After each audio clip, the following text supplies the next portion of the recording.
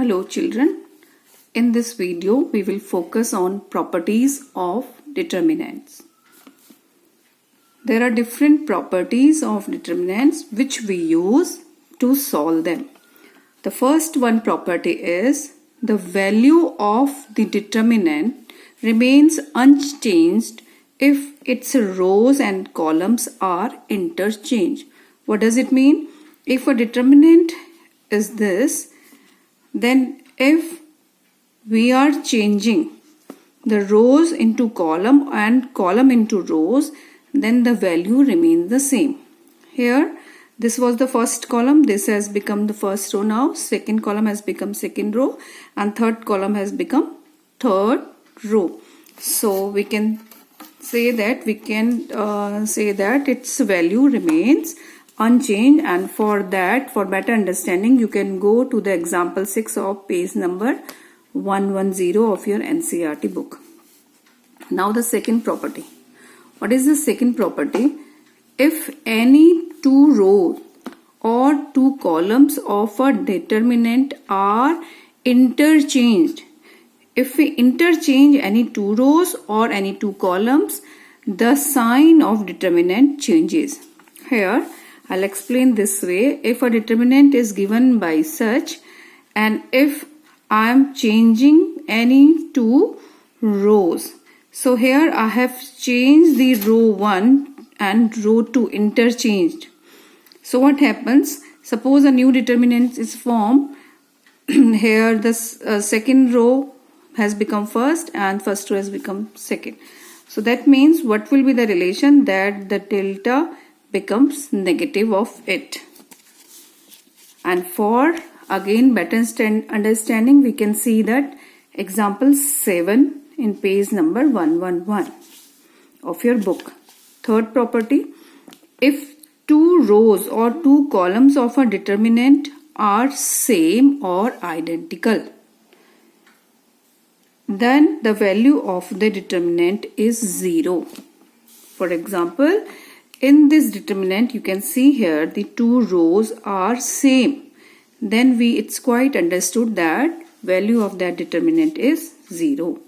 Again refer to example 8 of NCERT page number 112. Fourth property, if each element of a row or column of a determinant is multiplied by a scalar quantity k, then its value is multiplied k times. Like for example, earlier determinant is this one, and if any row, here we can see that the second row is multiplied by a scalar quantity k, then we can say that, or we can take k common. We can take k common, and so that this new determinant becomes now k times the delta 1. Similarly, if we have different common scalar quantities here in all the rows or in all the columns, so we can take them out. Suppose k is here in the first row, k is here in the second row, k is here in the third row. So the new determinant will be k cube. If we take it out, k cube times the old determinant. For the better explanation, you just see the example 9, page 113. Property 5. If some or all the elements of a row or column are expressed as a sum of two or more terms, then the determinant can be expressed as the sum of two determinants. That means if any of the row or any of the column, if elements are expressed as a sum of two elements, then they can be written as separate the sum of two determinants. This one. Suppose this in the first row here I can see that it is the sum of two different elements. So we can sum them up. We can write them separately as A1, A2, A3 in the first, and the second and third row remain same. And in the second determinant K1, K2, K3, and the second rest two rows remain the same. Then for that again you just refer to example 10 of page 114. Property 6. Applying row operation or column operation does not change the value of the determinant. The row operation or column operation we studied in the chapter matrix. Here also we will be using them, and if we need, we apply them to solve the determinant, and it does not change the value of the determinant. For example, if we have this as a determinant, if I apply C2 goes to, here C1 is this, C2, C3, C1 goes to C1 plus KC2. Then what happens? There will be change in the C2. C1 remains the same. C1 plus KC2, A1 plus KB1 plus C1. A1 plus KB1 and the third column. And similarly C2 change, B2 plus K8. B2 plus 8, C2, just a minute, A1 plus KB1, C1 A2 plus KB2 and A3 plus KB3. This way we can write here, and again we can see example 11 of page 115. Now overall this property was not mentioned in the book, but it's quite understood, and it is a very important property that if all the elements of a row or column are 0 in a determinant, or by applying these operations become 0, then it's quite understood that the value of that determinant is 0. For example, if this is the determinant, its value is 0. Now, I'll take to explain some of the questions. Question of exercise 4.2. Question says, without expanding. We know how to find the value of determinant by expanding as well. So question said, without expanding, find the value of these determinant. Right? Question number 1. It is given, this determinant is given.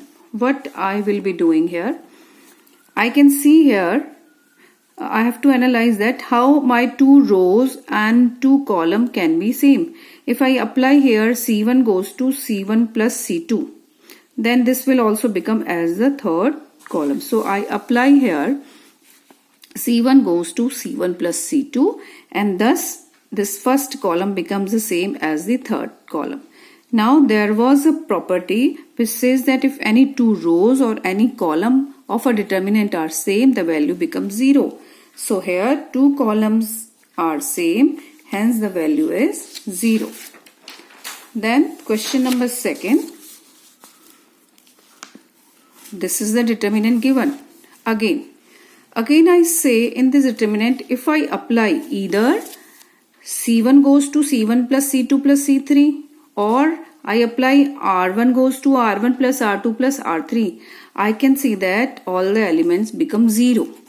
So I need to analyze what I should apply so that my calculation becomes easy.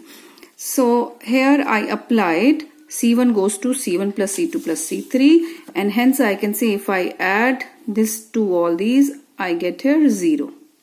Now I can see here all the elements are 0 in the first column, hence the value of the determinant is 0.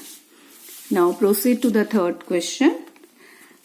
Again, so I'm not applying any expandation here, it's only the use of property which we studied so far.